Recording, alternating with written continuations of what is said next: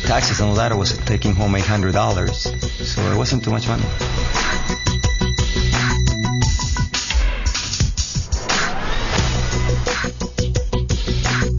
Well, I used to be a dental hygienist up in Canada, and I hated that job. You know, I cleaning other people's dirty teeth all day.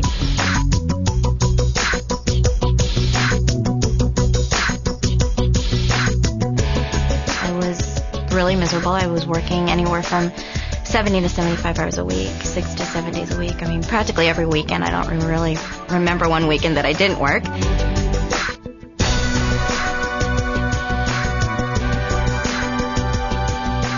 I couldn't just quit what I was doing and stay home with my son as I wanted to. Literally, someone else was raising our child, and and it wasn't with our principles and our morals, and that's no way to raise children.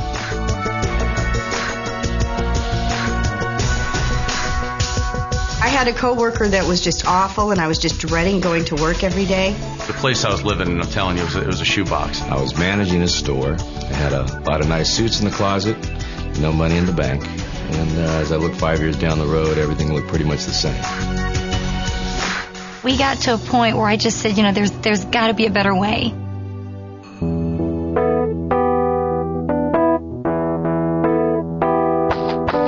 My dad was actually a house painter, still is, and he's been doing it for 30 years. And I saw the road that he had been down, and I knew that I didn't want to be there, and I knew I didn't want to be doing that manual labor. I wanted to have something where I could use my mind and be excited about it. When we retired, our combined retirement Social Security income was about $28,000 a year. That just gets you by. I was waiting tables at Red Lobster. I had just failed out of college, and I was so broke, I was literally riding a bicycle to and from my job. And I really got depressed when I would walk into a business, because I did business to business. I was in outside sales. And they'd say, "Frank, the beeper guy's here." So when they started calling me the beeper guy, I realized I was in the wrong career. I don't want to be that anymore. But you'd have to get all excited about it, and I wasn't excited about it. I was a wholesale furniture agent, which was great money, and but like I said, if I stopped selling, there was no income coming in. So essentially I was chained to the business. I had gone to law school, but for years I'd been a musician, and I thought, you can always be a lawyer. I want to be a rock and roll star. But the music business is nuts. It goes up and down. If I couldn't find a new tour, I'd be bartending and waiting tables and hoping that nobody would recognize me. Corporate America consisted of 60 to 70-hour work weeks, training executive management to do a job that I was doing, getting underpaid. And as the company grew, I became more valuable, so it was a double-edged sword. The better I was at what I did, the more responsibility that was thrown on me, and there's only one me, and I was doing the job of 3 or 4 people. And it wasn't recognized. It was taken for granted. And that took a toll on my life. I didn't have a life. We had a great team going. I was building homes and she was selling homes. The problem was I was building them during the day, and there was many times that she was out trying to sell, close a deal at night, so our paths very seldom crossed. I'd always planned on being successful and having to be able to retire. I always thought about that, but it didn't happen that way. I never have known anything else. I've never known any other type of options other than going to work and getting a paycheck in my other jobs. And when I came in here, I was blown away.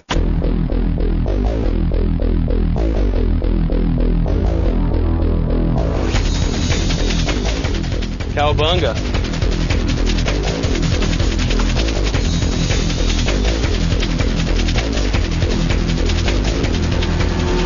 Big houses, great cars, for me it's shoes. If I wanted my boys to look very nice, I don't have to check the tag of the price. Get my clothes, put in the cart. We're changing lives. We're making a difference in the world. We're making a difference in the world. We're doing good in the marketplace, and that's everything.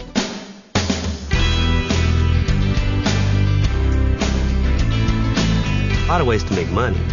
But there's not many ways you can really be proud about the way that you make money and affect so many people in such a positive way. When I got started, I was definitely looking to make money.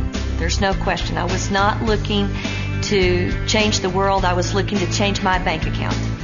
My first 3 days in the company, I earned about $300 mainly from retail. It was really exciting. It validated that you could actually make money. I remember my very first month I made $1,000, and that was a lot of money. About a year and a half into the business, still part-time was making $2,500 a month. On average, we make anywhere between $1,500 to $2,500 in profit a month. In the first month, I made $300. I was very excited. Then $800 the second month. Then $2,700 the third month. And then I decided to quit my job. First month in business without having a clue. Literally, our mentor said, do A, B, and C.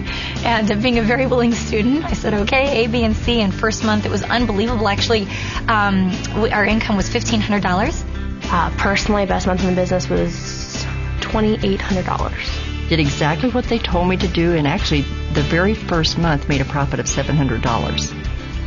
And the second month, we made $1,400. A year exactly after I started the business, my checks that month were $5,468.28. 2 months later, my check went up to $7,080, and that was the month I went on vacation and came back and got that $7,000 check. So it's been amazing.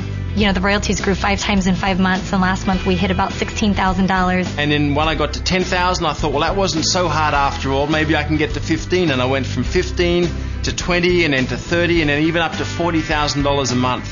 So it's just been amazing. A little over $25,000 a month. So I'm pretty excited. The first 9 months of really getting going, I had made $250,000.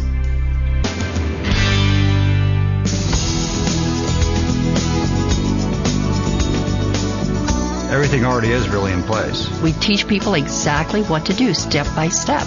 So it's not like traditional business where you're going to have to come up with the marketing plan. You're going to have to come up with the product line. You're going to have to figure out the manufacturing. None of that. It's literally, here's step number 1, here's step number 2, here's step number 3. So all you have to do is plug into the very extensive training program, start taking the first steps, which once you take the first step, that makes the next step easier. This is the perfect time and the right places and the right company. There's still people that say, you know, that's just too good to be true, but it's true. You know, I don't know what else to tell you.